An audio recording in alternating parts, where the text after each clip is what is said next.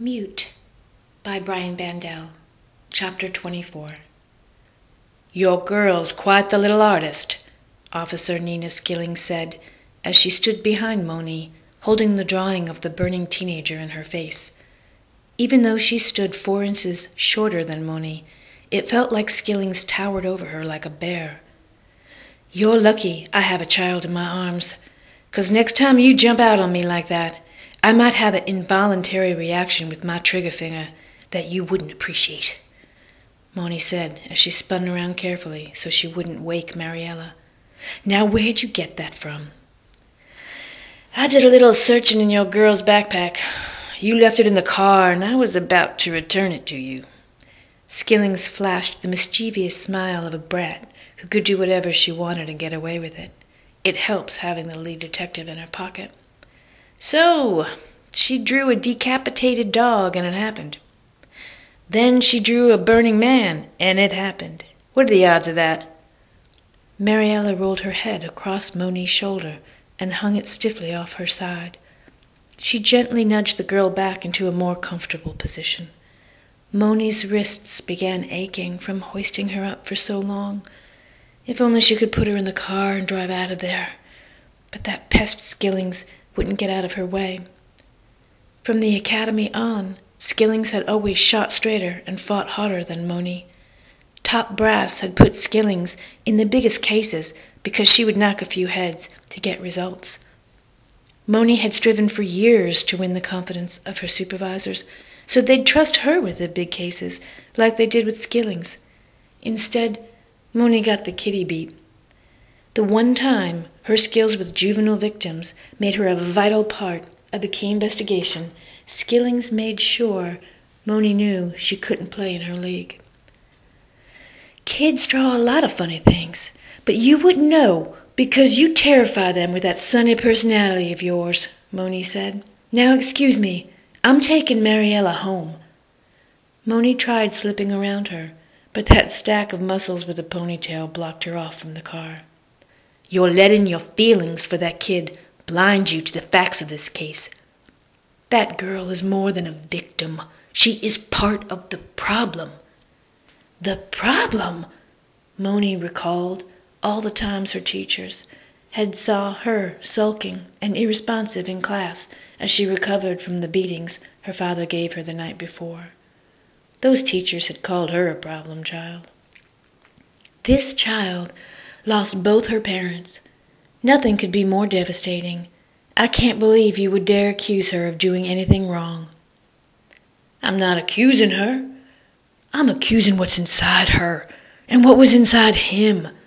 Skillings pointed to the burning teenager in the drawing. "He was possessed by that bacteria from the lagoon. That's why he blew himself up with the pier. Why would the bacteria make only animals attack and not people?" "Possessed? That fool wasn't possessed. He was a teenager drunk off his ass and scared of the dolphins with human arms trying to take his friends. Of course he wasn't thinking straight when he fired that shot." "But how did Mariella know he would do that? How did she know about the attack on her classmate's dog?" Skillings asked. She answered her own question before Moni could reply. "The girl's connected to all of this. She spent a whole night on the shore of the lagoon. It must have infected her. That's why she's so damn weird." "No," Moni muttered, but the accusations found a foothold in her brain. She had never questioned Mariella's behavior. She accepted everything as grieving. From the moment Moni had pulled her from the mangroves, the girl acted as if she had never set foot on this planet. Everyone who knew Mariella before the incident said she emerged as an entirely different person. When she couldn't explain the girl's keen reading of her emotions or her haunted drawings, she simply let it roll off as smoothly as rainwater. Before she knew it, she found herself standing in a deep puddle. "You need to get the girl tested for bacteria for real this time," Skillings said. "Let's take her in now, before something else happens." Mariella's once limp hand slid up and gripped Moni's hard around the back of her neck. The girl unconsciously pulled herself up around Moni. Mariella depended on her, Moni thought. Skillings cared about her career, not protecting the girl. Her rival sought to embarrass her in front of Sneed and steal the most precious thing that had ever come into Moni's life. Mariella couldn't be infected, Moni thought. She knows the girl. She loves her. She doesn't love some bacteria or an experiment by a deranged scientist. Get out of our way, Moni told Skilling. She put her hands on her hips and stood there as if she were cast in granite. Bring the girl in. Without a second of thought, Moni drew her pistol. She brought it halfway up to Skilling's chest. Then she stopped.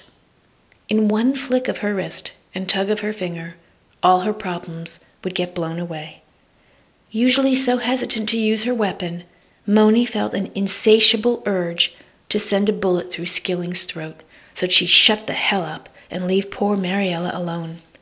You really want to go down this road with me? Asked Skillings, who didn't appear intimidated in the least. She obviously didn't believe Moni would shoot because she had heard the stories. The last time one of her partners got in a shootout with a suspect, Moni had ducked behind a wall and let the other officer take care of it. He nearly got his head blown off, but the suspect ran out of ammo and surrendered. Moni knew she should put the gun away. She couldn't. Not until Skillings backed off from Mariella. What am I doing? What am I doing? She might be a bitch supreme, but I cannot shoot her.